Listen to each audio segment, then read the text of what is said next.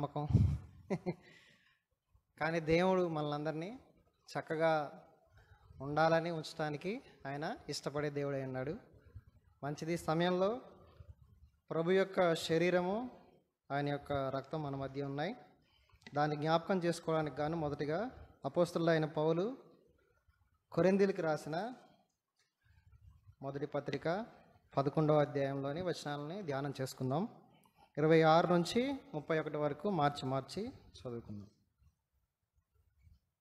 మీరు ఈ రొట్టెను తిని ఈ పాత్రలోని త్రాగునప్పుడెల్లా ప్రభు వచ్చే వరకు ఆయన మరణమును ప్రచురించుదురు.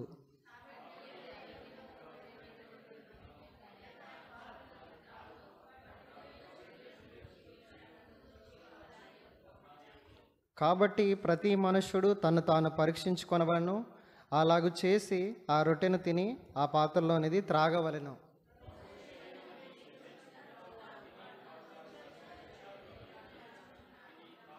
ఇందువలనే మీలో అనేకులు బలహీనులను రోగులనై ఉన్నారు, చాలామంది నిద్రించున్నారు. తీర్పు పొందక. మరొక మాట చదువుకుందాం. అపోస్తలుడైన పౌలు తిమోతికి రాసిన వచనాన్ని అందరం కలిపి చదువుకుందాం. 2వ పత్రిక 2వ అధ్యాయము 13వ వచనం. మనము నమ్మదగని వారమైనను ఆయన నమ్మదగిన వాడుగా ఉండును, ఆయన తన స్వభావమునకు విరోధముగా ఏదీ చేయలేడు. చాలు. ప్రభు సహాయ నిమిత్తం ప్రార్థన చేసుకుందాం.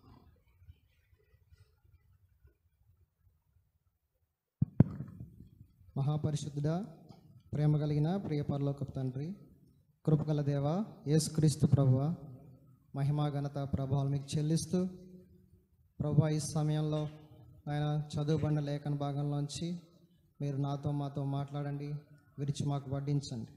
మా ఎదుట ఉంచబడినటువంటి మీ శరీర రక్తంలో పరిశుద్ధముగా నిర్దోషులుగా మేము పాలుభాగస్వామి అన్నట్లు మీరు మా కృప చూపుతూ రావాల్సిందిగా ప్రార్థన చేస్తూ ఉన్నాము. దేవా, ఈ సమయంలో ప్రభువా మీ దాసుని ద్వారా ఆయన తండ్రి మేము ఏ విషయాలు ఆరాధించాలో తెలియపరుస్తూ వచ్చారు. నా మట్టుకైతే ప్రభువా ఆయన తండ్రి ఒకప్పుడు ఆయన తండ్రి నేను కూడా నిర్దోషిగా అతిక్రమములు చేయవాడుగా ఉండగా ప్రభువా మీ రక్తము చేత నన్ను పవిత్రపరిచి పరిశుద్ధపరిచిన దేవా మీకు స్తోత్రములు. అంత మాత్రమే కాదు కానీ ప్రభువా, నాకు నిత్యాశ్రయ దుర్గముగా నా దాగుచోటుగా మీరు ఉన్నందుకు మిమ్మల్ని ఎంతగానో స్తుతించి ఆరాధిస్తూ ఉన్నాను. ప్రభువా, కఠినమైన పరిస్థితుల్లో ప్రభువా అనేకసార్లు నాకు ఉపదేశం చేశారు, నన్ను సన్మార్గంలో నడిపించారు. ప్రభువా, అందుని బట్టి మిమ్మల్ని ఎంతగానో స్తుతించి ఆరాధిస్తూ ఉన్నాను. ప్రభువా నాయనా, మీ కృప ద్వారా నన్ను ఆవరించి అనేకసార్లు ప్రభువా బలపరిచిన దేవా మీకు వందనాలు చెల్లించుకుంటూ నీతిమంతుడిగా యథార్థమంతుడిగా నన్ను మార్చి ప్రభువా నీ పనిలో సేవలో ఆయన ముందుకు సాగే కృప నాకు దయచేసినందుకు మిమ్మల్ని ఎంతగానో స్తుతిస్తూ ఆరాధిస్తూ ఈ సమయంలో చదువుబడిన లేఖన భాగంలోంచి మా అందరితో మాట్లాడమని ప్రభువా, ఈ సమయంలో నీ మాటలు బోధించడానికి ఏమాత్రము వయసు, అనుభవం, అర్హత ఏదీ లేనప్పటికీ ఇటు కృపకు నన్ను పాత్రగా చేసినందుకు మిమ్మల్ని ఎంతగానో స్తుతిస్తూ మాకు సహాయపడుతూ రమ్మని యేసుక్రీస్తు వారి పరిశుద్ధ నామంలో అడిగి వేడుకొని ప్రార్థన చేస్తున్నాం తండ్రి, ఆమేన్. సరే, అయితే ఈ లేఖన భాగాన్ని మనం అనేకసార్లు చదువుకున్నాము, ధ్యానించినటువంటి భాగమే. అయితే అపోస్తలుడైన పౌలు తిమోతికి పత్రిక రాస్తూ ఆయన రాసిన మాట ఏంటంటే, మనము నమ్మదగిన వారమైనను ఆయన నమ్మదగిన వాడుగా ఉన్నాడు. అయితే ఎందుకు పౌలు భక్తుడు సెల్ఫ్గా రాశాడు, ఎందుకు అంత పెద్ద మాట అన్నాడు? మనం కూడా చాలాసార్లు అంటాం, ఆ పర్సన్ని ఏమంటాం, నమ్మకూడదు, ఆ కుటుంబాన్ని నమ్మకూడదు, లేదా ఆ జనాల్ని నమ్మకూడదు, నమ్మితే మనల్ని మోసం చేయొచ్చు, ఆ నమ్మకాన్ని వాళ్ళు నిలబెట్టుకోలేరు. మనం కూడా గత 2 రోజులుగా చూస్తూ ఉన్నాం, పాకిస్తాన్ ప్రాంతంలో పహల్గామ్ అనే ఏరియాలో జరిగినటువంటి మనందరికీ తెలుసు. యాక్చువల్గా అక్కడ వాళ్ళు ఉగ్రవాదులు వస్తారని, వాళ్ళు చంపుతారని అనుకున్నారా? అనుకోలేదు. భారతదేశం మీద నమ్మకంతో సైనికులు ఉన్నారు, మనల్ని సేవ్ చేస్తారు. ఇంతకుముందు చాలామంది పర్యాటకులు వెళ్ళారు, మాకేం కాదనే నమ్మకంతోనే యాజ్ యూజువల్గా మనం కూడా వెళ్తాం, వెళ్ళారు. కానీ ఏం జరిగింది? ఆ నమ్మకాన్ని అక్కడ ఆర్మీ కావచ్చు, వాళ్ళకి ఇన్ఫర్మేషన్ లేదంట మేబీ, దానివల్ల నిలబెట్టుకోలేకపోయారు. మనం కూడా చాలా సందర్భాల్లో దేవుడు అనేక విషయాల్లో మన మీద నమ్మకాన్ని పెట్టుకుంటూ ఉంటాడు. మనం దాని నుంచి తప్పిపోయి దేవుడి నమ్మకాన్ని వమ్ము చేసే వారంగా ఉంటూ ఉంటాం. అందుకని ఇక్కడ పౌలు భక్తుడు తిమోతికి రాస్తూ ఏమన్నారంటే, మనము నమ్మదగని వారమైనను, కింద రాస్తూ నమ్మకపోయినను. చాలాసార్లు మన ఆత్మీయ జీవితంలో దేవుని అనేక విషయాల్లో మనం నమ్మలేని వారంగా ఉంటూ ఉంటాం. ఇది వాస్తవం, మన అవునన్నా కాదన్నా ఇది సత్యం. కాబట్టి ఏ ఏ విషయాల్లో మనం ఆయన నమ్మకత్వాన్ని వమ్ము చేసాం అనే విషయాన్ని పరిశీలన చేద్దాం. దానికంటే ముందుగా రెండవ మాట చూసినట్లయితే, ఆయన నమ్మదగిన వాడిగా ఉన్నాడు. నమ్మదగిన వాడిగా ఉన్నాడు. మనం యేసుక్రీస్తుని నమ్మకపోయినా దేవుడు మన ఎడల తన నమ్మకత్వాన్ని ప్రతిసారి ప్రతి సందర్భంలో రుజువు చేస్తూనే ఉన్నారంట. అయితే మనం పరిశుద్ధ గ్రంథాన్ని పరిశీలించినట్లయితే ఏ విషయాల్లో దేవుడు నమ్మదగిన వాడుగా ఉన్నాడు, ఏ విషయాల్లో చూసుకొని తర్వాత మన దగ్గరికి వద్దాం రండి. మొదటిగా యోహాన్ రాసిన పత్రిక, మొదటి పత్రిక 1వ అధ్యాయము 9వ వచనం చదవండి. ఆయన నమ్మదగిన వాడును నీతిమంతుడును కనుక ఆయన మన పాపములను క్షమించి సమస్త దుర్నీతి నుండి, అంటే ఏ విషయంలో దేవుడిని మనం నమ్మవచ్చు అంటే, మొదటిగా పాప క్షమాపణ విషయంలో పర్ఫెక్ట్గా మనం నమ్మవచ్చు. ఎందుకు నమ్మవచ్చు అన్న అంటే, అలా మన కొరకు ప్రాణం పెట్టిన దేవుడు ఎక్కడా కనపడరు. మనం ఇంతకుముందు చేసిన భక్తిలో అనేక సార్లు ఆ దేవీ దేవతల కోసం అనేక సార్లు మనం పశువులను బలిచ్చి వాటి రక్తాన్ని మనం చేసిన వారంగా ఉన్నాం. మనందరం కూడా మా చిన్నప్పుడు కూడా జాతరలకి దానికి మామూలు తీసుకెళ్ళేవాళ్ళు. పల్లెటూరులే కదా, అక్కడ విశాఖపట్నం ప్రాంతంలో పల్లెటూరులే జాతరలు జరిగేవి. నాకు బాగా గుర్తుందనమాట. ఒక ఎడ్ల బండిలో ఆ దేవీ దేవతను, వాళ్ళు ఆరాధించే దేవతను పెడతారు. పెట్టినప్పుడు తీసుకొని పోతారు. అక్కడ నుంచి ఏంటంటే వాళ్ళు అరటిపళ్ళు అవి ఉన్నారో వాళ్ళకి ఆ పండు తింటే పాప క్షమాపణ కలిగినట్లుగా అప్పట్లో ఫీల్ అయ్యేవాళ్ళు. నాకు తెలుసు, నాకు కూడా పండు దొరికింది అప్పట్లో. ఆ దొరికిన మనకేం తెలుసు, అది అరటిపండు కాబట్టి తీసుకొని తినేటోళ్ళం. తర్వాత దేవుణ్ణి భావించే ప్రాంతంలో పెట్టేవాళ్ళు, ఒక కోడిని కోసేవాళ్ళు, ఆ పూజా కార్యక్రమాలు చేసేవాళ్ళు. అది కాదు. కానీ ఇక్కడ చూసినట్లయితే పాప క్షమాపణ విషయంలో చూడండి, మనము మన పాపములను మనం ఒప్పుకుంటే ఆయన నమ్మదగిన వాడు. మనం మనసులో అంగీకరిస్తే యేసు ప్రభు నా కోసం చనిపోయాడు, యేసు ప్రభు నా కోసం రక్తం కార్చారు, ఆయన నిజమైన దేవుడు, అది నేను నమ్ముతున్నానంటే రైట్, వెంటనే మనకి పాప క్షమాపణ ఇచ్చే దేవుడుగా ఉన్నాడు. అంటే పాప క్షమాపణ విషయంలో యేసు ప్రభు నమ్మదగిన వాడు. రెండవదిగా చూద్దాం, విలాపవాక్యములు 3వ అధ్యాయము 23వ వచనంలో చూస్తాం. వాత్సల్యం చూపించట్లో, ప్రేమ చూపించట్లో ఆయన ట్రస్ట్ చేయొచ్చు మనం. 22 కూడా చదువు అక్క. యెహోవా కృపగలవాడు, ఆయన వాత్సల్యత ఎడతెగక నిలిచినది గనుక మనము నిర్మూలము కాకున్న వారము, అనుదినము నూతనముగా ఆయనకు వాత్సల్యత పుడుచున్నది. నీవు ఎంతైనా ప్రేమ చూపించట్లో, వాత్సల్యత చూపించట్లో, కరుణ చూపించట్లో ఆయన మనం నమ్మొచ్చు. ఎంతవరకు నమ్మొచ్చు? ఎంతైనా నమ్మొచ్చు అంట. ఎన్నిసార్లు మనం తప్పిపోయినా, ఎన్నిసార్లు మనం ఆయన త్రోసివేసినా, ఎన్నిసార్లు ఆయన్ని రిజెక్ట్ చేసినా, ఇప్పటికీ స్టిల్ రిజెక్ట్ చేస్తున్నా, మరలా ఆయన దగ్గరికి వెళ్తే మరలా ఆ విషయంలో నమ్మొచ్చు. చాలాసార్లు నేను చేసిన తప్పులను బట్టి, నేను చేసినటువంటి అతిక్రమాలను బట్టి దేవుడు నన్ను క్షమించడేమో, ఆయన దగ్గరికి వద్దులే మనుషులకు చెప్పుకుంటూ ఉంటాం బాధ. ఆయన దగ్గరికి ఇప్పటికీ వస్తే ఆయన ఏమంటున్నాడు? ఎంతైనా ఆ విషయంలో నమ్మొచ్చు. మూడవదిగా చూద్దాం రండి. మూడవదిగా అపోస్తలుడు అయిన పౌలు తెస్సలోనిక సంఘానికి రాసినటువంటి 2వ పత్రిక 3వ అధ్యాయం 3వ వచనం. అయితే ప్రభు నమ్మదగినవాడు, ఆయన మిమ్మల్ని స్థిరపరిచి దుష్టత్వంలో నుండి కాపాడును. దేనిలోంచి? స్థిరపరచుటలో ట్రస్ట్ వర్తి గాడ్. నమ్మొచ్చు, దేవుడు ఖచ్చితంగా మనల్ని స్థిరపరుస్తాడు అనే విషయంలో మనం ఖచ్చితంగా నమ్మవచ్చు అంట. తర్వాత చూసినట్లయితే తిమోతికి రాసిన పత్రికలోనే మొదటి పత్రిక 4వ అధ్యాయము 9వ వచనంలో, ఈ వాక్యము నమ్మదగినదియు పూర్ణాంగీకారమునకు యోగ్యమునై ఉన్నది. చాలండి. పైన చూసినట్లయితే దేవభక్తి విషయంలో, విశ్వాస విషయంలో 6వ వచనంలో విశ్వాస సుబోధ సంబంధమైన వాక్యముల చేత అని మాట్లాడుతుంటే, వాక్యం విషయంలో, దేవుని భక్తి చేయడం విషయంలో ఆయన దగ్గరికి వస్తే ఆయన ఖచ్చితంగా నమ్మదగిన దేవుడిగా మనం చూస్తూ ఉంటాం. అలాగే యేసు ప్రభు వెళ్ళిపోతూ మనకు ఒక ప్రామిస్ చేశారు. ఏంటి? నేను మరలా వస్తాను, నాలాగే జీవించిన వారిని, నన్ను అంగీకరించిన వారిని నాతో కూడా తీసుకొని వెళ్తాను అనే ప్రామిస్ విషయంలో కూడా మనం యేసు ప్రభువుని నమ్మవచ్చు. హెబ్రీ పత్రిక 10వ అధ్యాయము చూడండి, 11:10 చదవండి అమ్మ. ఎంచుకొనేను గనుక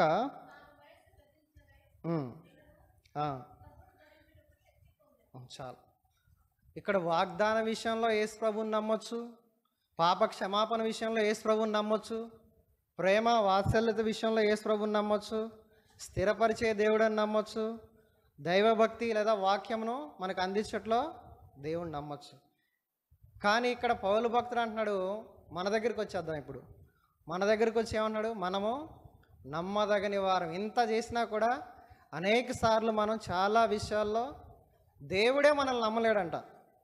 దాని భావం ఏంటంటే దేవుడే మనల్ని నమ్మలేడు. మనం కూడా చూడండి, నమ్మి ఎవరికైనా ఒక 1,00,000 రూపాయలు ఇవ్వాలనుకోండి, లేదా పనప్ప చెప్పాలనుకోండి, ఆ వ్యక్తి నమ్మదగని వాడైతే ఇస్తామా? ఇవ్వం. కానీ యేసుప్రభు అంటున్నాడు, మనం నమ్మదగని వారమైనను ఆయన నమ్మదగిన వాడై ఉండి పని కూడా అప్పచెప్తున్నాడంట మనకి. క్షమాపణ కూడా, అంటే క్షమించినా వీళ్ళు మళ్ళీ పడిపోయే ఛాన్స్ ఉంది, అయినా క్షమిద్దాం, నమ్ముదాం. అనేక సార్లు యేసుప్రభువే మనల్ని నమ్ముతున్నట్లుగా చూస్తూ ఉన్నాం. కాబట్టి పరిశుద్ధ గ్రంథంలో అనేకమైన విషయాలు మనం ఉన్నాయి. కొన్ని విషయాలను మాత్రమే ధ్యానం చేద్దాం. మనం ఏ విషయాల్లో నమ్మదగిన వారంగా ఉంటున్నాం, దేవుణ్ణి బాధ పెట్టేవారుగా ఉంటున్నాం, కొన్ని తలంపులు మాత్రమే ధ్యానం చేద్దాం. మొదటిగా రండి, కీర్తనల గ్రంథము 106వ కీర్తన 24, 25 వచనాలు. నిరాకరించిరి, యెహోవా మాట ఆలకింపక, చాలమ్మా, వారు రమ్యమైన దేశమును నిరాకరించిరి, ఆయన మాట నమ్మకపోయిరి, యెహోవా మాట ఆలకింపక వారు తమ గుడారంలో సనుక్కొండ్రి. మొదటిగా ఏం నమ్మలేదంట? దేవుని మాటనే నమ్మలేదు. ఎవరు వీళ్ళంతా? మళ్ళీ ఇశ్రాయేలీల ప్రయాణం గురించి అక్కడ ఆ అధ్యాయం అంతా రాయబడి ఉంది. దేవుడు చేసినవన్నీ చూస్తూ ఉన్నారంట. 21వ వచనం చూసినట్లయితే, ఐగుప్తులో గొప్ప కార్యములను, హాము దేశంలో ఆశ్చర్యకార్యములను, ఎర్ర సముద్రం వద్ద భయం పుట్టించు కార్యములను చేసిన తమ రక్షకుడైన దేవుణ్ణి మర్చిపోయారు. చాలా చూశారు, అయినప్పటికీ దేవుని చెప్పిన మాటను మర్చిపోయినట్లుగా అక్కడ రాయబడి ఉన్నది. అయితే దేవుని మాటలు ఎలాంటివి? అవి చాలా మన అన్నయ్య చెప్పారు బైబిల్ స్టడీలో, స్వచ్ఛమైనవి, పవిత్రమైనవి. 12వ కీర్తన 6వ వచనంలో అది పవిత్రమైన మాటలని, 18వ కీర్తనలో చూస్తాం అది నిర్మలమైనదని 18వ కీర్తనలో చూస్తాం ఒక మాట. 12వ కీర్తన 6వ వచనం మొదటిగా చదువుదాం. యెహోవా మాటలు పవిత్రమైనవి. చాలు. 18:30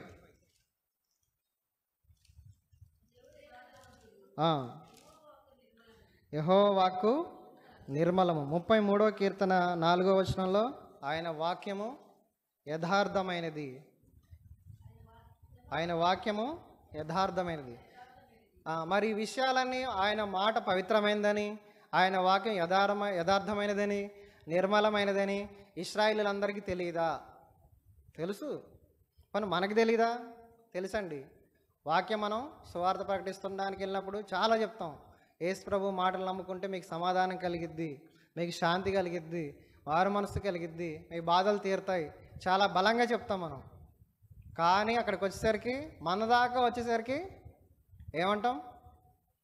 మాట వినకపోయిరి, మాట నమ్మకపోయిరి, ఆయన వాక్కును ఆజ్ఞలను ఆలకించలేదంట. మన జీవితాలు కూడా అలాగే ఉంటాయి. అందుకనే ద్వితీయోపదేశకాండంలో ఈ మాటలను ఎలా చేయాలంటే 6వ అధ్యాయంలో రాస్తాడు భక్తుడు. 6వ అధ్యాయంలో అవి మీ పిల్లలకి ఎలా నేర్పించాలి, ఎలా ఉంచాలి, ఆ మాటలకు ఎంత వాల్యూ ఇవ్వాలి. 4 నుంచి 9 వరకు. ఇశ్రాయేలు వినుము, మన దేవుడైన యెహోవా, అద్వితీయుడగు యెహోవా నీ పూర్ణ హృదయముతోనూ, నీ పూర్ణ ఆత్మతోనూ, నీ పూర్ణ శక్తితోనూ ప్రేమింపవలెను. నేడు నేను ఆజ్ఞాపించు ఈ మాటలు నీ హృదయంలో ఉండవలెను. నీవు నీ కుమారులకు వాటిని అభ్యసింపచేసి నీ ఇంట కూర్చుండినప్పుడు, త్రోవ నడుచున్నప్పుడు, పండుకున్నప్పుడు, లేచినప్పుడు వాటిని గూర్చి మాట్లాడవలెను. సూచనగా వాటిని నీ చేతికి కట్టుకొనవలెను. నీ కనులకు నడుమ బాసికముగా నుండవలెను. నీ ఇంటి ద్వారబంధముల మీదను, నీ గౌనల మీదను వాటిని. అంటే వాక్యానికి, దేవుని మాటకి ఎంత ఇంపార్టెన్స్ ఇవ్వాలో ఈ 4 వచనాలు మనకు తెలుపుతూ ఉన్నాయి. ఈ మాటలు మీ హృదయంలో ఉండాలి ఫస్ట్. సామెతలు 4వ అధ్యాయంలో కూడా చూస్తాం కదా, హృదయంలో ఉంచుకో అని చెప్పినట్లుగా చూస్తాం. చాలాసార్లు మనకి ఈ వాక్యాలను విన్నాం, కానీ మన దగ్గరికి వచ్చేసరికి అది పాటించట్లేదు. అందుకే దేవుడు ఏమంటాడంటే, నా మాటలు లేదా నా ఆజ్ఞలు వినే విషయంలో నేను మిమ్మల్ని నమ్మలేనురా బాబు అంటాడు అనమాట. ఒక్క మాటలో చెప్పాలంటే మనము నమ్మదగని వారము. దేంట్లో అంటే దేవుని మాటలు వినే విషయంలో నమ్మదగిన వారమే. అనేక సార్లు రిజెక్ట్ చేస్తూ ఉన్నాం, అనేక సార్లు భయపడిపోతూ ఉన్నాం, అనేక సార్లు మనం బయట వాళ్ళు చెప్పే మాటకి భయపడిపోతూ ఉన్నాం కదా. మీరు గొల్యాతు అనే సందర్భంలో చూసినప్పుడు మొదటి సమూయేలు గ్రంథంలో చూస్తాం, వాళ్ళంతా వణికిపోతున్నారంట. దావీదు తప్ప మిగతా వాళ్ళందరూ. మొదటి సమూయేలు గ్రంథం 17వ అధ్యాయంలో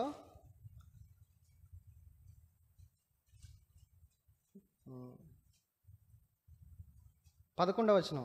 అంటే గొల్యాతు మాట్లాడాడు తర్వాత. సౌలును ఇశ్రాయేల్ అందరూ ఆ ఫిలిస్తీని మాటలు విన్నప్పుడు, ఎవరి మాటలకు భయపడుతున్నాం? చాలా సందర్భాల్లో గొల్యాతుకి, ఫిలిస్తీన్లకి భయపడినట్టే సాతాను మాటలకి, శత్రువు మాటలకి భయపడిపోయి వణికిపోతూ ఉంటాం మనం. మరి దేవుని మాటలకు గుర్తు రావట్లేదా అంటే గుర్తు రావట్లేదు. అందుకే ఆ విషయంలో దేవుడు మనల్ని నమ్మలేకపోతున్నాడు. ఇన్ని వాక్యాలు విన్నా, ఇన్ని మాటలు విన్నా, ఇంత మనం కంటతో పట్టినప్పటికీ కూడా అవి మన హృదయంలో ఉండట్లేదు. ఆ విషయంలో దేవుడు మనల్ని నమ్మలేకపోతూ ఉన్నాడంట. అందుకని మత్తయి సువార్తలో నా మాటలు వింటే, చూడండి 7వ అధ్యాయంలో వాళ్ళు బండ మీద ఇల్లు కట్టుకున్నట్టే అంటాడు కదా. మత్తయి సువార్తలో 7వ అధ్యాయము 24, 25.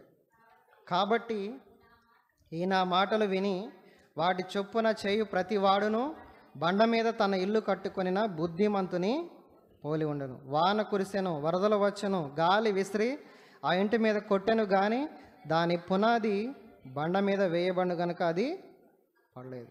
మరియు ఈ నా మాటలు విని వాటి చొప్పున చేయని ప్రతివాడు ఇసుక మీద తన ఇల్లు కట్టుకున్న బుద్ధిహీనుని పోలి ఉండెను. వాన కురిసెను, వరదలు వచ్చెను, గాలి విసిరి ఆ ఇంటి మీద కొట్టెను, అప్పుడు అది కూలబడెను, దాని పాటు గొప్పదని చెప్పాను. ఇలాంటి వచనాలు మనం ఎన్నో వింటున్నాం. ఈ మాటల మీద మనం ఇల్లు కట్టుకోవాలి, ఈ మాటల మీద మనం ఆత్మీయ జీవితాన్ని నిర్మించుకోవాలి, ఈ మాటలే మనకి ముఖ్యం.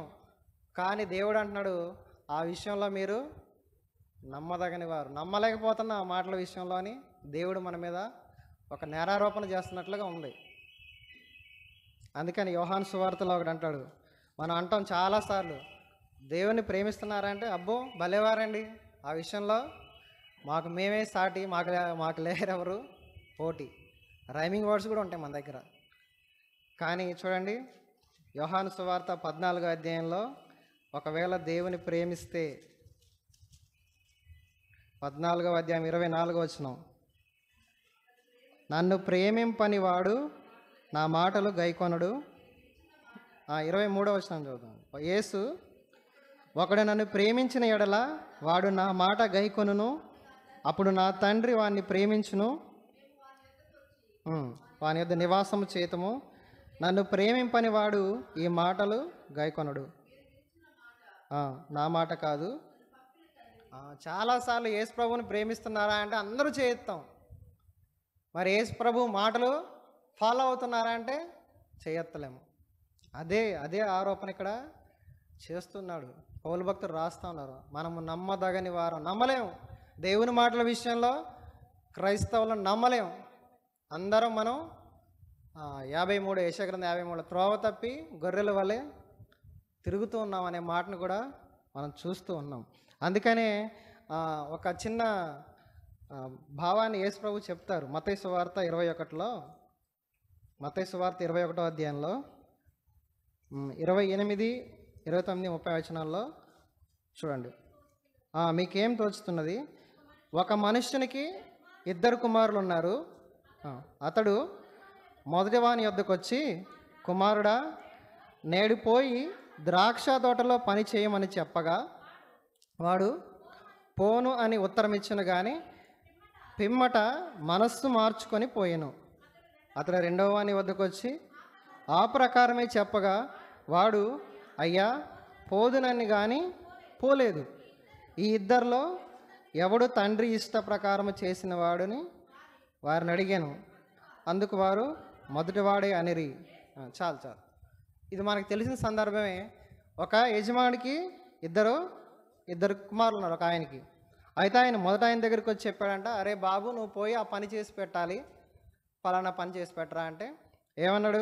నేను పోను డాడీ, నా వల్ల కాదన్నాడు. కానీ తర్వాత ఏమైందంట? మనస్సు మార్చుకొని.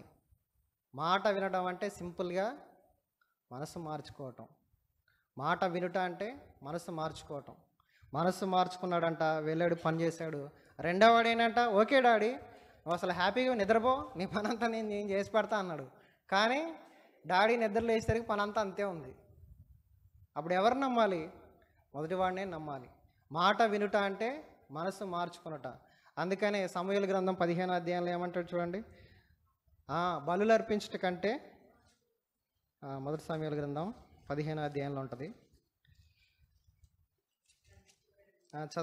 చదివండి. తాను సెలవిచ్చిన ఆజ్ఞను ఒకడు గైకొనుట వలన యెహోవా సంతోషించినట్లు ఒకడు దహన బలులను అర్పించటం వల్ల ఆయన సంతోషించిన. ఆలోచించుము, బలు అర్పించట కంటే ఆజ్ఞను గైకొనుటయు, పొట్టేల క్రొవ్వు అర్పించట కంటే మాట వినుట శ్రేష్టము. కాబట్టి దేవుని మాట వినేవారంగా ఉండాలి. ఆ విషయంలోనే మనం నమ్మదగిన వారంగా ఉంటున్నామంట. మనం ఒకసారి మరలా ఏం చేయాలి? ఆత్మ విమర్శ చేసుకోవాలి, ఆత్మ పరిశీలన చేసుకోవాల్సిన అవసరం ఉంది. 2వ తలంపులోకి వద్దాం. 78వ కీర్తన 2వ తలంపు చూసినట్లయితే 78వ కీర్తనలో ఇక్కడ కూడా ఇశ్రాయేల్ గురించే. 78వ కీర్తన 36వ వచనం. 22, 23 వచనాలు. వారు దేవుని యందు విశ్వాసము ఉంచకపోయిరి, ఆయన దయచేసిన రక్షణ యందు నమ్మిక ఉంచలేదు. చాలండి. ఆయన దయచేసిన రక్షణ యందు నమ్మిక ఉంచలేదు అంటే ఏ విషయంలో మనం నమ్మదగని వారం అంటే రక్షణ విషయంలో. రెండోది, ఆయన రక్షించాడనే చెప్పుకుంటాం. నేను ఇంతకుముందు పాపలోకంలో ఉన్నాను, ఇంతకుముందు దోషంలో ఉన్నాను, ఇంతకుముందు శాపంలో ఉన్నాను, ఇప్పుడు మారాను, దేవుడు నన్ను రక్షించాడని చెప్తాం. కానీ ఆ రక్షణ మనం నమ్మమంట. ఆ రక్షణ నమ్మము అనడానికి అనేక కారణాలు ఉన్నాయి. మన యొక్క వ్యక్తిగత కారణాలు కావచ్చు, మన శరీర క్రియలు కావచ్చు, మనల్ని రక్షణకి దూరంగా నడిపిస్తూ ఉంటాయి. అసలు యేసుక్రీస్తు ప్రభు వచ్చిందే ఏమంటాడు? తిమోతికి రాసిన పత్రిక 1వ అధ్యాయం 15వ వచనంలో, పాపులను రక్షించుటకు క్రీస్తు యేసు నమ్మదగినది ఉన్నది, నేను ప్రధానుడు. చాలు. పాపులను రక్షించుటకు యేసుక్రీస్తు లోకమునకు వచ్చెను అనే మాట కంప్లీట్గా నమ్మది అంటే యేసుక్రీస్తు ప్రభు ఎందుకు పుట్టాడు అంటే రక్షించడానికే. ఎలా రక్షించాలి అంటే చనిపోవాలి. బిల్లీ గ్రహం గారు అంటారు, యేసుక్రీస్తు ఎందుకు పుట్టారు అంటే చనిపోవడానికే పుట్టాడు. సింపుల్గా ఒకటే మాట. ఎందుకు చనిపోవాలంటే సమస్త మానవాళి కోసం చనిపోవాలి. వాళ్ళు ఏం చేశారంటే పాపంలో ఉండిపోయారు. వాళ్ళ పాపంలోంచి బయటికి తీసుకొచ్చి వారి ఆత్మలు రక్షించాలంటే పరిశుద్ధ రక్తం కావాలి. సింపుల్గా హ్యాపీ క్రిస్మస్ అనే బదులు యేసుక్రీస్తు మరణాన్ని ఆ రోజు జ్ఞాపకం చేసుకోవాలంట. బిల్లీ గ్రహం గారు చెప్తూ ఉంటారు. అందుకనే దేవుని చిత్తం కూడా అదే. ఇదే పత్రికలో 2వ అధ్యాయం 4వ వచనంలో మనుష్యులందరూ రక్షణ పొంది సత్యమును గురించి అనుభవ జ్ఞానము గలవారే ఉండాలని ఆయన కోరిక కూడా అదే, మనం రక్షణ పొందాలని. కానీ ఆ రక్షణను మనం అనేకసార్లు దేవుడు రక్షించాడంటాం, ఆయన మాట వినం. దేవుడు నన్ను కాపాడానే అంటాం, ఆయన నెగ్లెక్ట్ చేస్తాం. అంటే మన దేవుడిని రక్షణ విషయంలో ఏం చేస్తాం?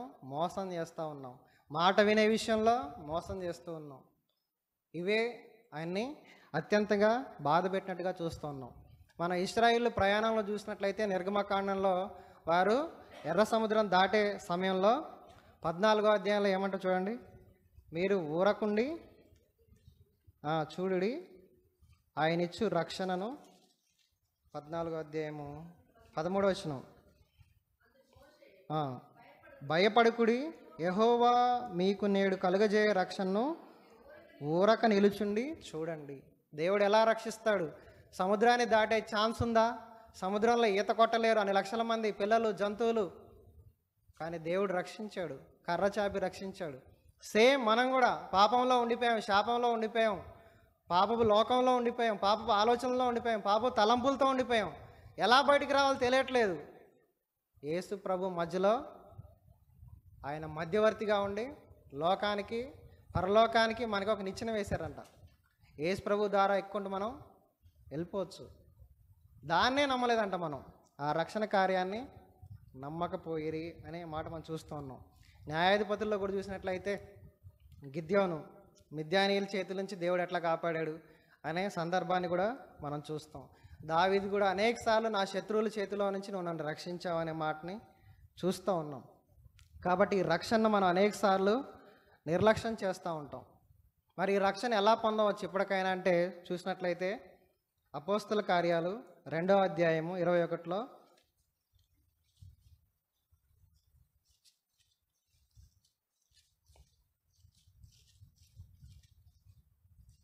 రెండవ అధ్యాయం 21.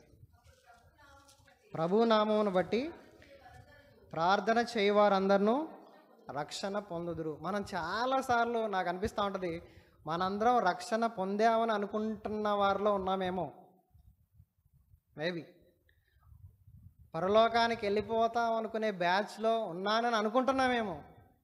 కానీ మనం బయటే ఉండొచ్చు. ఓడలో ఉన్నానని అనుకోవచ్చు, బయటే ఉండొచ్చు. అందుకని రక్షణ కోసం ప్రతిసారి మనం ప్రార్థన చేయాలంట. ప్రభువు నామను బట్టి ప్రార్థన చేయవారు ఎవరు వారు రక్షించబడతారు. తర్వాత మనకు తెలిసిన వచనమే రోమా 10:9లో ఆయన ఒప్పుకోవాలి.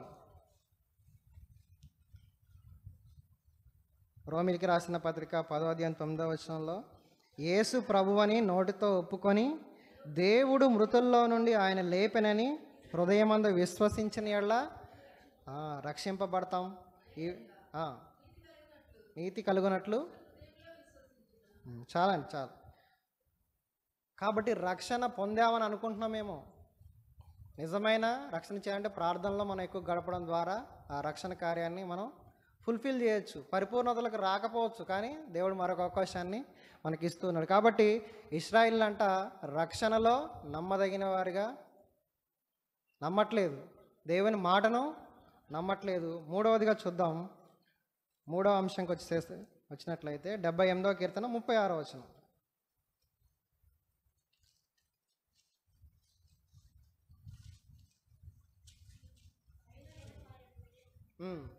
అయినను వారి హృదయము ఆయన ఎడల స్థిరముగా ఉండలేదు, ఆయన నిబంధనను వారు నమ్మకముగా గైకొనలేదు. దేవుడు చేసిన నిబంధన నమ్మట్లేదు, దేవుడు చేసినటువంటి ప్రామిస్ని నమ్మట్లేదు. దేవుడు నిబంధన చేశాడు. నిబంధన మీన్స్ ఒక అగ్రిమెంట్ చేశాడు. ఏమని అగ్రిమెంటు? బాబు మీరంతా ఇశ్రాయేలీలు, ఐగుప్తు దేశం నుంచి మిమ్మల్ని బయటికి తీసుకొస్తున్నాను, మీరు ఎక్కడికి చేరుకోవాలంటే కానాను దేశానికి చేరుకోవాలి, ఇది నా కోరిక. దీనికోసం మీకు 10 ఆజ్ఞలు ఇస్తున్నాను, 10 పలకలు ఇస్తున్నాను, మోషేను యెహోషువను నాయకులుగా పెడుతున్నాను, అన్నీ చెప్పి ఓకే అంట. ఓకే ప్రభా, నిర్గమకాండం 19వ అధ్యాయం అదే కదా. ఓకే ప్రభా, నేను చెప్తే అది చేస్తాం. మన బైబిల్ స్టడీలో ధ్యానం చేసుకున్నప్పుడు అదే 19వ అధ్యాయం మొత్తం నువ్వు ఎట్లా చెప్తే అట్లా చేస్తాం, నీ చిత్తమే, రైట్. తర్వాత ఏమైందంట, ఆ నిబంధన వారు నమ్మలేదు, మర్చిపోయి దేవుణ్ణి త్రోసేసినట్టుగా మనం చూస్తూ ఉన్నాం. కానీ యేసుక్రీస్తు ప్రభు మనతో ఎలా నిబంధన చేశారంట, లూకా సువార్త 22వ అధ్యాయంలో మనం చూస్తాం. ఆయన రక్తముతో, 22వ అధ్యాయం 20వ వచనం, లూకా సువార్త. ఆ ప్రకారమే భోజనమైన తరువాత ఆయన గిన్నె పట్టుకొని, ఈ గిన్నె మీ కొరకు చిందింపబడుచున్న నా నిబంధన రక్తము వలన క్రొత్త నిబంధన. అంటే యేసుక్రీస్తు ప్రభు మనతో రక్తముతో నిబంధన చేశారు. మనం అంటూ ఉంటాం చూడండి, వీడు నా రక్తమే అంటాం మన పిల్లల్ని. మన తాతయ్యలు వాళ్ళు అంటారు, వీడు నా రక్తం, ఎందుకంటే సేమ్ నాలాగే ఉన్నాడు, నాలాగే మాట్లాడుతున్నాడు, నా కలరే వచ్చింది, వీడు నా బ్లడ్.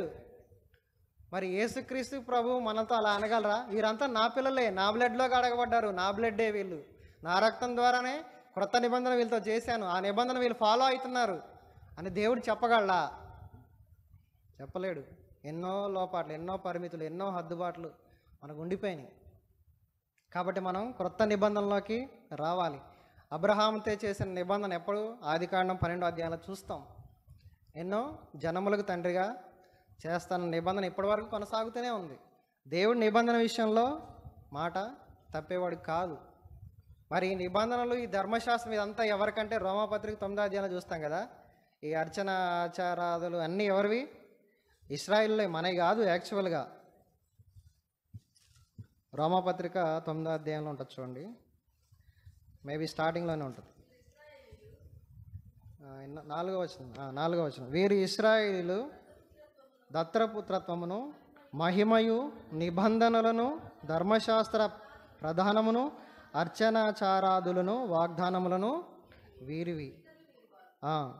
శరీరమును బట్టి క్రీస్తు వీరిలో పుట్టెను, ఈయన సర్వాధికారి అయిన దేవుడై ఉండి నిరంతరము స్తోత్రార్హుడై ఉన్నాడు. అంటే ఈ నిబంధన మనం ఇశ్రాయేలుమా కాదు, మన యూదులమా కాదు. ఈ నిబంధన, ధర్మశాస్త్రము, 10 ఆజ్ఞలు, పలకలు ఇవన్నీ ఎవరి అంటే వాళ్ళే.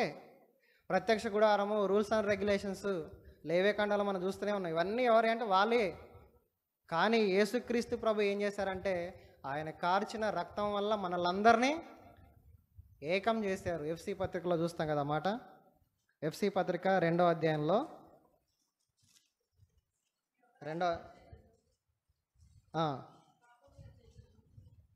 అది కాదంటే 13, 14 అంటే 12 కూడా చదవండి. 12 కూడా. ఆ కాలమందు ఇశ్రాయేలుతో సహపౌరులము కాక పరదేశులను, వాగ్దాన నిబంధనలు లేని పరజనులను, నిరీక్షణ లేని వారును, లోకమందు దేవుడు లేని వారినై ఉండి క్రీస్తుకు దూరస్థులమై ఉంటిమని మీరు జ్ఞాపకం చేసుకోండి. అయినను మునుపు దూరస్థులమైన మీరు ఇప్పుడు క్రీస్తు యేసునందు క్రీస్తు రక్తం వలన సమీపస్థులై ఉన్నారు. ఆయన మనకు సమాధానమై ఉండి మీకును మాకును ఉండిన ద్వేషమును, అనగా విధిరూపకమైన ఆజ్ఞలు గల ధర్మశాస్త్రమును తన శరీరమందు కొట్టివేడి చేత మధ్యగోడను పడగొట్టి ఉభయులను ఏకము వారు వీరు అంటే అక్కడ ఎవరు? వాళ్ళంటే ఇశ్రాయేలు, వీరంటే మనం. ఏం చేశాడు దేవుడు?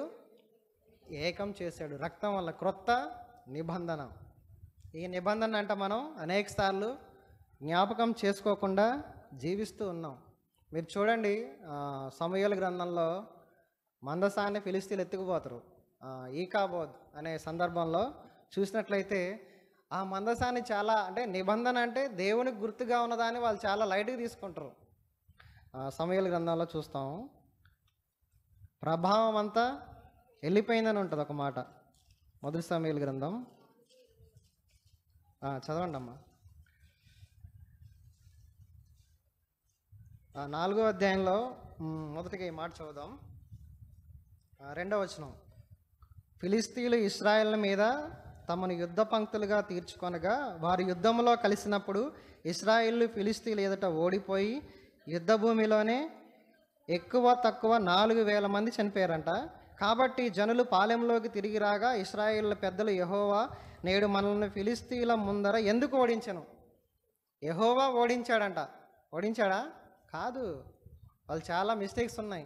వాళ్ళు అంటున్నారు దేవుడే మమ్మల్ని ఓడించాడు. చాలాసార్లు నిబంధన మర్చిపోయి, రక్షణను మర్చిపోయి, దేవుని మాటలు మర్చిపోయి మనం కూడా ఇదే మాటలు మాట్లాడతాం.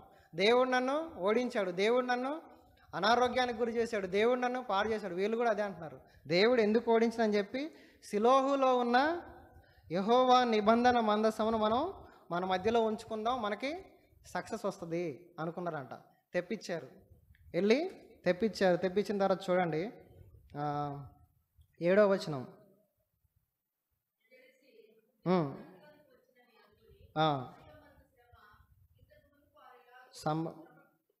సంభ్రమింపలేదు.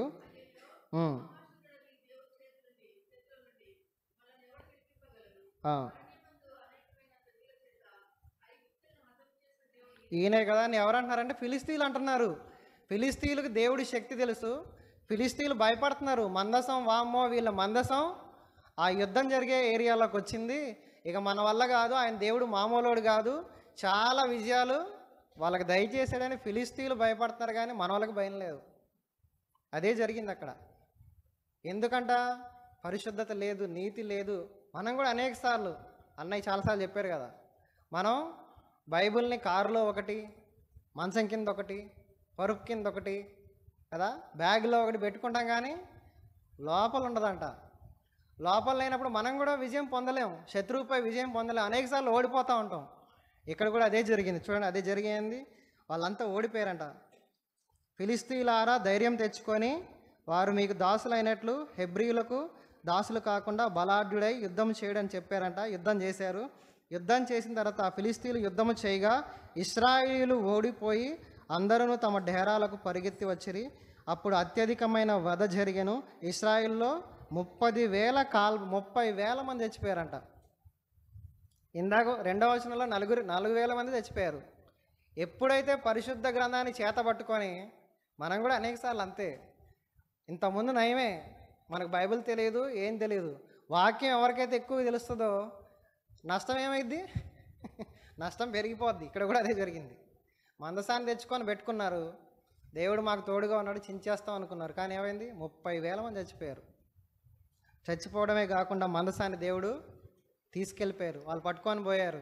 పట్టుకొని పోయిన తర్వాత మనం ఫినెహాసు, హోప్ని వాళ్ళిద్దరూ తప్పు చేశారు కాబట్టి దేవుడు మొత్తాడు. వాళ్ళు చనిపోయారు. చనిపోయిన తర్వాత ఏలీ కింద చనిపోయినట్టు చూస్తూ ఉన్నాం. ఇదంతా అయిపోయిన తర్వాత 21వ వచనంలో దేవుని మందసం పట్టబడిన సంగతి తమ మామయ్యను పెనిమిటియు చనిపోయిన సంగతి తెలుసుకొని ప్రభావము ఇశ్రాయిల్లో నుండి పోయినని చెప్పి తన బిడ్డకు ఈకాబోదు అని, దేవుని మందసం పట్టబడిపోయినందున ప్రభావం ఇశ్రాయిల్లో నుండి చెరపట్ట పోయినని ఆమె చెప్పాను. మనం కూడా అనేక సార్లు మనలోంచి ప్రభావం బయటికి వెళ్ళిపోద్ది. ఎందుకు? దేవుని నిబంధనను, ఆయన రక్షణను, ఆయన మాటను మనం నమ్మట్లేదు కాబట్టి. ఆ స్థితిలో మనం ఉండకూడదని నేర్చుకోవాలి. చివరిదిగా ఒక మాట చెప్పుకొని ముగించుకుందాం. మార్క్స్ వార్త ఏ విషయంలో నమ్మలేదు? మార్క్స్ వార్త 16వ అధ్యాయము 10-11 వచనాలు.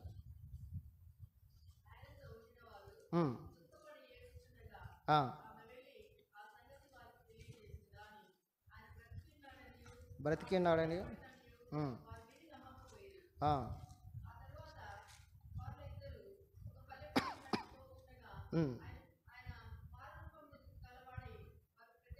ప్రత్యక్షమైన వారు వెళ్ళి తక్కిన వారికి ఆ సంగతి వారు విని మాటనైనా నమ్మకపోయారు. ఇక్కడ 2 సార్లు 11వ అధ్యాయంలో 13వ వచనంలో ఎవరు వీళ్ళు నమ్మంది? శిష్యులు ఎవరు? మళ్ళీ పేతురు, యోహాను, వాళ్ళందరే 12 మంది శిష్యులు నమ్మలేదంట. ఏమని నమ్మలేదంట? మగ్దలేని మరి వెళ్ళింది, యేసుప్రభు పునరుద్ధానం అయ్యాడు, ఆయన మాట ఇచ్చినట్లుగానే లేస్తానని చెప్పాడు కదా, లేచాడని చెప్తున్నా కూడా నమ్మట్లేదు. అనేక సార్లు మనం కూడా మన జీవితాల్లో దేవుని శక్తిని, దేవుని బలాన్ని మనం నమ్మలేం. మనకు తెలుసు మళ్ళీ దేవుడు చేయగలడు, దేవుడు అద్భుతాలు చేస్తాడు. దేవుడిని నమ్మినటువంటి దావీదును చూసుకున్నట్లయితే గొలియాతును హతం చేశాడు. సముద్రాన్ని ఎవరు చీల్చలేరు. మోషే దేవుణ్ణి నమ్మాడు, చేశాడు. అబ్రహాము దేవుణ్ణి నమ్మాడు, ఆయన నీతిగా తరతరాలకి ఆశీర్వాదకరంగా మారాడు. ఇవన్నీ మనకు తెలుసు, చాలా చెప్తాం రిఫరెన్స్లు. కానీ ఇక్కడ చూసినట్లయితే పునరుద్ధానాన్ని నమ్మట్లేదు. ఎవరంటే శిష్యులే నమ్మట్లేదు, ప్రధాన శిష్యుడు కూడా నమ్మట్లేదు. పునరుద్ధానాన్ని రిజెక్ట్ చేసినట్లుగా. అంటే ఏ విషయాల్లో, అన్ని విషయాల్లో మనం నమ్మదగని వారం. యేసుప్రభు నమ్మలేడు. యేసుప్రభే వచ్చి ఇక్కడ వీళ్ళందరూ నా మాట వింటారంటే యేసుప్రభు అంటారు, ఏమో నమ్మలేమండి. ఆయన యేసుప్రభు గారు అయ్యా రక్షణ గురించి అంటే రక్షణ గురించి కూడా నమ్మలేం. నిబంధన వాగ్దానాలు నమ్ముతారంటే నమ్మలేము. ఆ విషయంలో కూడా వీళ్ళు నమ్మలేకపోతున్నాం. పునరుద్ధానము, శక్తి, బలము, ఆయన మరలా వస్తాడు, ఈ విషయాలు నమ్ముతారంటే అది కూడా నమ్మలేం. ఎందుకు నమ్మలేకపోతున్నాం అంటే సీరియస్నెస్ లేకపోవటం వల్ల.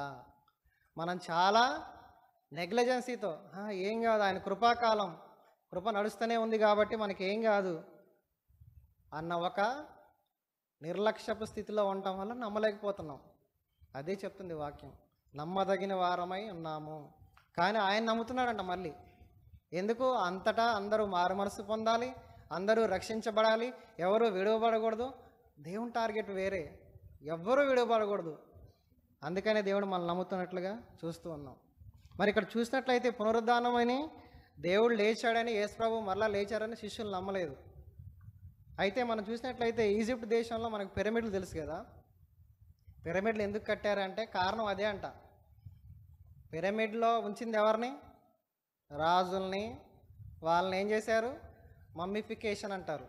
ఆ శవాలు పాడైపోకుండా దానికి లేపనాలు అవన్నీ పూసి క్లాత్ కట్టి చుట్టూ ఎందుకు పెడతారు అంటే మరలా పునరుద్ధానం జరిగిద్ది, మరలా లెగిస్తారు వీళ్ళు. లెగిసినప్పుడు ఈ బాడీ ఉండాలిగా, అది మెయిన్ కారణం అదంట. పిరమిడ్లు ఎందుకు కట్టారు అంటే అంత జాగ్రత్తగా ఎందుకు రాళ్ళ మధ్య పెట్టారంటే ఒక్కొక్క రాయి 1000 టన్నులు 80 టన్నులు అవి ఎట్లా తీసుకెళ్లారో తెలియదు. కానీ మనకి ఎందుకు అంత పిరమిడ్లు కట్టారంటే పునరుద్ధానం మీద విశ్వాసం ఉంది వాళ్ళకి. వాళ్ళు నమ్మే దేవుడు వేరే కావచ్చు, కానీ దాదాపు 4600 సంవత్సరాలు ఆ టైం నుంచి ఆ మమ్మీలు కట్టారంట. పిరమిడ్స్. దాని ఉద్దేశం ఏంటంటే అందులో ఉంచినటువంటి ఆ శవాలు ఎలాగైనా సరే పునరుద్ధానం జరిగినప్పుడు మళ్ళా లెగాలి. కానీ మన జీవితాల్లో అనేక సార్లు దేవుని శక్తిని, బలాన్ని నమ్మలేక ఉన్నాం. కాబట్టి ఇక్కడ మనం చూసినట్లయితే ఒకవేళ మనం నమ్మితే కనుక చూడండి, పేతురు రాసిన మొదటి పత్రిక 1వ అధ్యాయం 3 నుంచి 5 వచనాల్లో యేసు ప్రభు తిరిగి లేచాడని మనం నమ్మితే ఎన్ని లాభాలు చదవండి. మృతులలో నుండి యేసుక్రీస్తు తిరిగి లేచుట వలన జీవంతో కూడి నిరీక్షణ కలుగునట్లు, అనగా అక్షయమైనది, నిర్మలమైనది, వాడబారదునైన స్వాస్థ్యము మనకు కలుగునట్లు ఆయన తన విశేష కనికరము చొప్పున మనలను మరలా జన్మింప చేసెను. మరలా జన్మింపజేయడంతో పాటు ఇన్నున్నాయి. జీవంతో కూడిన నిరీక్షణ, అక్షయమైనది, నిర్మలమైనది. ఆ స్వాస్థ్యానికి మనల్ని ఆయన తీసుకొని వెళ్తాడని వాగ్దానం చేసినట్లుగా మనం చూస్తున్నాం. కాబట్టి మనం ఎలాగైనా సరే అంటే ఏ విషయాలు నమ్మట్లేదు. పౌలు భక్తుడు కూడా ఒక మాట చెప్పుకొని ముగించుకుందాం. ఫిలిప్పీలకు రాసిన పత్రికలు అంటారు చూడండి, ఏ విధము చేతనైనాను నేను ఆ పునరుద్ధానంలో పాలిభాగస్తుడు కావాలని కోరుకుంటున్నాను. 3వ అధ్యాయము 10వ వచనం. ఏ విధము చేతనైనాను మృతులలో నుండి నాకు పునరుద్ధానము కలగవలనని ఆయన మరణ విషయంలోనూ సమానుభవం గలవాడినై ఆయన్ను పునరుద్ధాన బలము ఎరుగు నిమిత్తము ఆయన శ్రమలలో ఎరుగు నిమిత్తమును సమస్తమును నష్టపరుచుకొని చాలు ఎలాగైనా సరే ఏదో ఒకటి చేసైనా సరే ఆయన పునరుద్ధానంలో నేను కూడా పాలిభాగస్తుని కావాలి, నేను కూడా మరలా లేవాలి, నేను కూడా మరలా ఆయనతో జీవించాలి.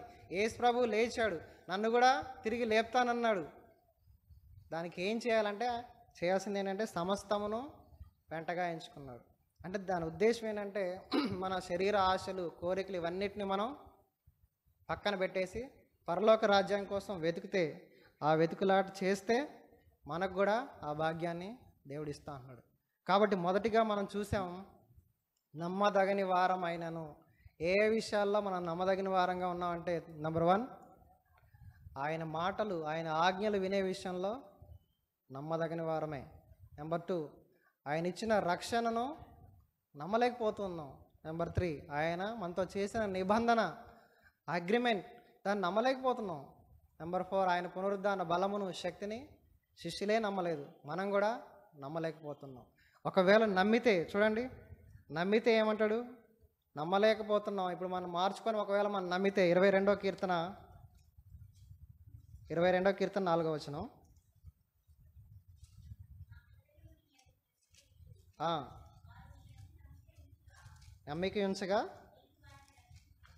నమ్మిక ఉంచగా నీవు వారిని రక్షించావు. తర్వాత సిగ్గు నీ యందు నమ్మిక ఉంచి సిగ్గుపడకపోయిరి. నమ్మిక ఉంచితే దేవుడు రక్షిస్తానంటున్నాడు. దేవుడు ఎక్కడ సిగ్గుపరచనీయుడు అనమాట. ఇక్కడ అన్నీ పోవచ్చు మనకి, కానీ పరలోక రాజ్యంలో ఆయనతో పాటు ఉండే కృప మనకి కలుగుతుంది. అందుకని 84వ కీర్తన 12వ వచనంలో చివరిగా,